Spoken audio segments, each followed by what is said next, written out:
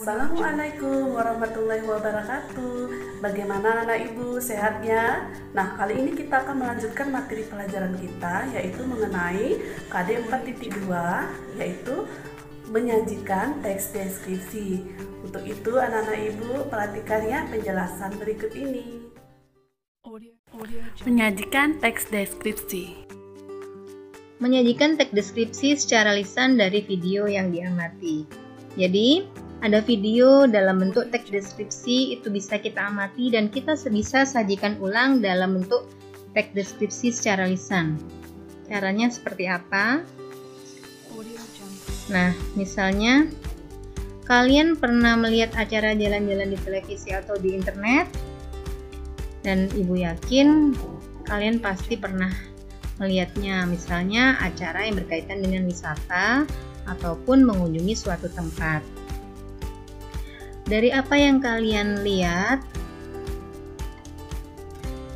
kalian bisa mengamati apa yang disampaikan oleh pembawa acara tadi atau reporternya merupakan salah satu bentuk dari teks deskripsi. Nah, ketika kalian mengamati dan mendengarkan video tersebut, terkadang ada keinginan untuk menyampaikan kepada orang lain, baik itu kepada orang tua kalian, kepada teman kalian, atau ke saudara kalian. Nah, ketika mau menyampaikan itu bisa disampaikan dalam bentuk lisan.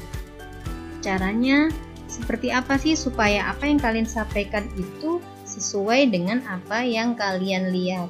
Nah, berikut ini ada beberapa cara yang ibu sampaikan supaya kalian bisa menyampaikan teks deskripsi tadi secara lisan dengan benar. Ada 5 hal yang harus kalian pahami. Yang pertama, pahami objek yang akan dideskripsikan. Yang kedua, hindari kata kasar yang mengandung sara. Ketiga, hindari kata atau kalimat yang menyerang pribadi, fisik, atau menjatuhkan. Yang keempat, gunakan kalimat yang mudah dipahami. Nah, kemudian sampaikan deskripsi tadi secara runtut. Dengan begitu, kalian bisa menyampaikan teks deskripsi secara lisan dengan baik dan benar.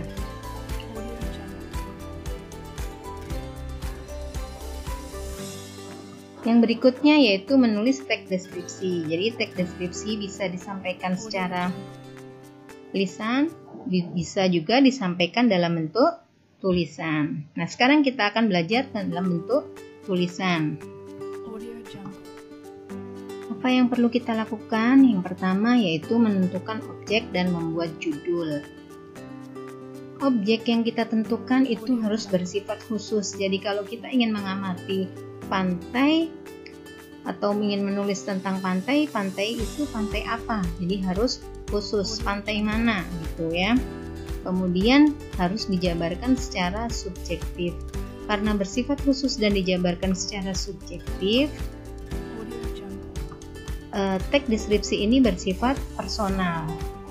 Maksud bersifat personal di sini, jadi tiap individu pasti punya cara menyampaikan apa yang dilihat, apa yang dirasakan, dan apa yang didengar itu dengan gayanya masing-masing.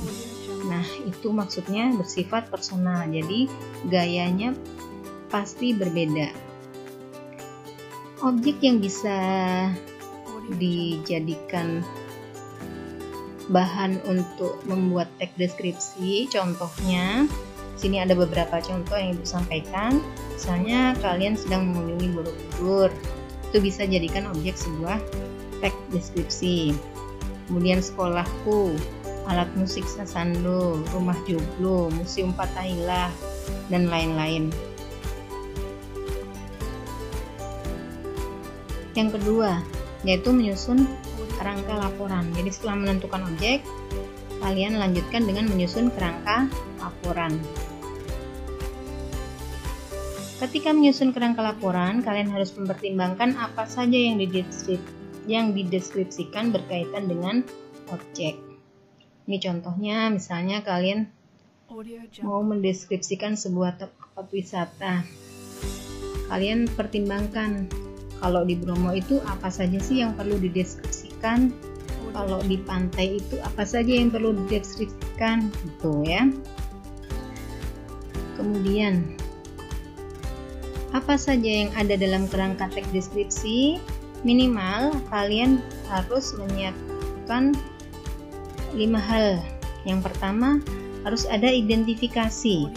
Nama objeknya apa, lokasinya di mana, kemudian gambaran umum objek tersebut. Yang kedua, kondisi fisik objek.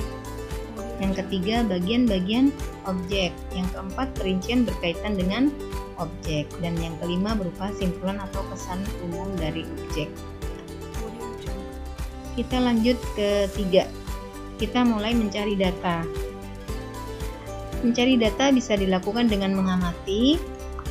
Mengamati itu bisa datang langsung ke tempatnya, bisa juga mencari buku berkaitan dengan teks deskripsi yang akan kita tulis. Misalnya museum, berarti kita datang ke museumnya atau mencari buku berkaitan dengan museum tersebut. Kemudian kita buat kalimat deskripsi. Kalimat deskripsi itu berkaitan dengan nama, tempat, gambaran umum, ciri fisik, dan bagian-bagian yang ada dalam objek. Kemudian yang keempat, kita menata informasi menjadi teks deskripsi. Menata kalimat-kalimat yang sudah dibuat menjadi paragraf sesuai struktur teks deskripsi.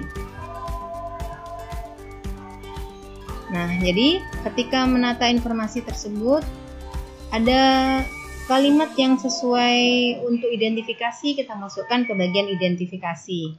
Ada kalimat yang sesuai untuk deskripsi bagian, kita masukkan ke bagian deskripsi bagian. Dan kalimat yang sesuai untuk simpulan, kita masukkan ke bagian simpulan.